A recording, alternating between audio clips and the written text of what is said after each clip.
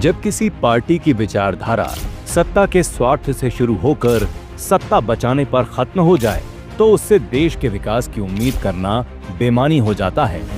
ये कहानी है कांग्रेस की, जिसने आजादी मिलने के बाद अंतर्राष्ट्रीय स्तर पर देश की छवि को बहुत नुकसान पहुंचाया। सत्ता के मोह में अंधे हो चुके नेहरू ने ना तो देश की सीमाओं की परवाह की और ना ही सैनिकों की। नतीजा 1962 में चीन से जंग के दौरान कांग्रेस का असली चेहरा सामने आया।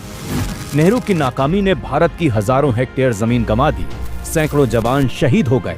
लेकिन शर्म की हद तो तब पार हो गई जब नेहरू ने उस खोई जमीन को बंजर बताकर अपनी नाकामी को ढकने की कोशिश की।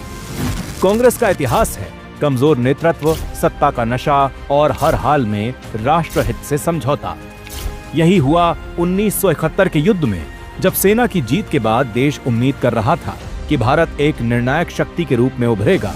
लेकिन इंदिरा गांधी ने शिमला समझौता करके राष्ट्र नीति के साथ समझौता कर लिया और बिना शर्त पाकिस्तान को जमीन और युद्ध अपराधी लौटा दिए। सत्ता में बैठी इंदिरा के इस कमजोर निर्णय ने अंतर्राष्ट्रीय मंच पर एक बार फिर भारत को कमजोर कर दिया। इतना ही नहीं, मिजोरम में अपने ही देश के लोगों पर इंदिरा सरकार ने हवाई जहाज से बम गिराए और एक राष्ट्र की भावना को कुचल दिया गया।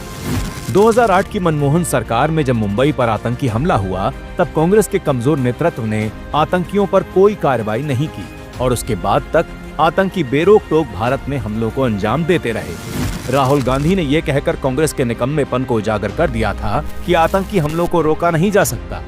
इससे पता चलता है कि राष्ट्र की सुरक्षा कभी भी कांग्रेस की प्राथमिकता नहीं रही। कांग्रेस सरकार ने जम्मू कश्मीर को भारत का हिस्सा नहीं बनने दिया। नॉर्थ ईस्ट दशकों तक विकास के लिए तरसता रहा और भारत के कई राज्य कांग्रेस के भेदभाव का शिकार हो गए। अपनी सरकारों में देश के विकास की बलि चढ़ाकर आज राहुल गांधी विदेशों में भारत को बदनाम करते हैं। जॉर्ज सोरोस जैसे विदेशियों के हाथ की कठपुतली बनकर तमाशा करते हैं, चीन की तारीफ में कसीदे पढ़ते हैं और चीनी अधिकारियों से गुपचुप मुलाकातें करते हैं। अपने ही देश से राहुल गांधी की नफरत बता रही है कि कांग्रेस की सोच में राष्ट्रवाद का नामो निशान तक नहीं है। आज जब भारत के लोकतंत्र का परचम पूरे विश्व में लहरा रहा है, तो कांग्रेस को देश का लोकतंत्र खतरे में नजर आ रहा है। लेकिन कांग्रेस ये भूल गई कि 1984 में जब राजीव गांधी की खामोशी ने सिखों का नरसंहार होने दिया और जब देश में आपातकाल लगाकर इंदिरा गांधी संविधान का गला घोट रही थी, तब कांग्रेस को कौन सा सांप सूंघ गया था। मगर देश कुछ भी नहीं भूला है। नहीं भूला है वो आपातकाल का दर्द और पिछड़ेपन के वो दशक जिन्होंने पीढ़ियों को बर्बाद कर दिया। इसलिए आज सब मिलकर यह कसम खाते हैं कि ना तो अब आपातकाल जैसी घटना होने देंगे और ना ही कांग्रेस को कभी मौका देंगे।